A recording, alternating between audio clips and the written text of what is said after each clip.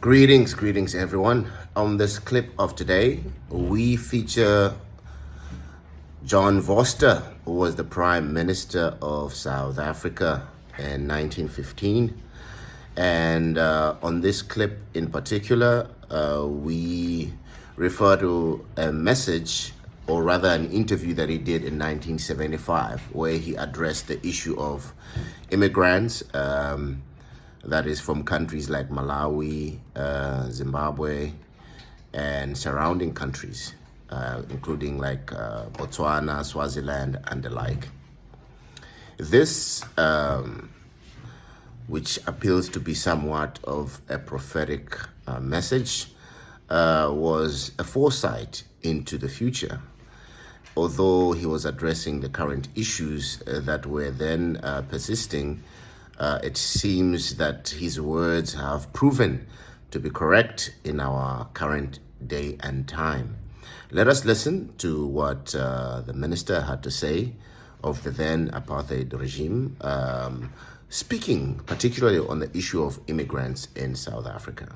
Let us watch. Because it's not only the black workers from Tswana land or Venda land or Zulu land that come to work in South Africa. The citizens of independent African countries come to South Africa to look for work for the simple reason that their own countries can't employ them. You have more or less 90,000 Malawians working in this country. And if we were to say to Malawi tomorrow, and we've never had anything to do with Malawi whatsoever, it's a country, as you know, situated far away from us. If we were to say to them tomorrow, I'm awfully sorry, I can't accommodate your people any longer, you must take them back, their economy will be very, very seriously hurt. The same applies to Lesotho, an independent country, member of UNO.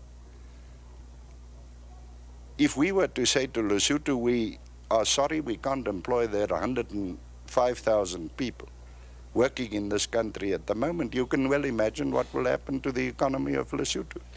Well, the same applies to Botswana, and the same applies to Swaziland, and the same applies to any other of the African countries who come to South Africa to look for work. Well, but Mr. Vorster, what you are saying is either a commentary on the paradise of South Africa or on the misery of the countries they flee from. No, it's not a question of misery either, or a paradise either for this matter. It is simply that as far as the whole of Africa is concerned, it's got a backlog in development.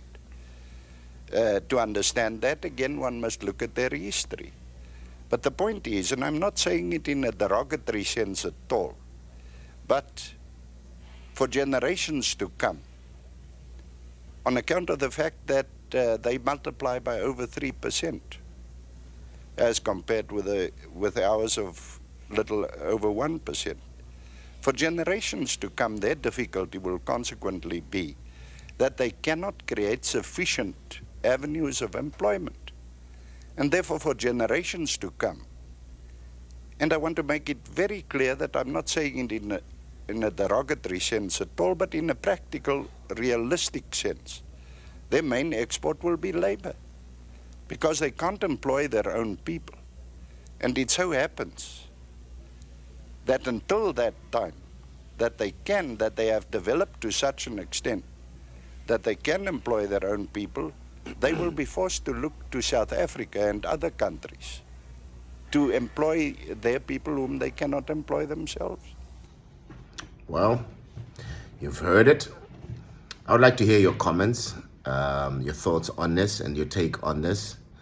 This was just a critical thought on the then issues that were surrounding the issue of immigrants in South Africa that were obviously taking up employment, and why that was the problem and why it continues to be a problem. What do you think is the solution to this? I know most of the South Africans would say, the foreigners must go, but there are those that bring investment into the country, so that's a different discussion altogether. But I want to hear your thoughts in the comment sections on your take on this. what John Vorster spoke about. Have the neighboring countries proven to be a failure? Why is it that the only major export that these countries have that are neighboring to South Africa is just human labor?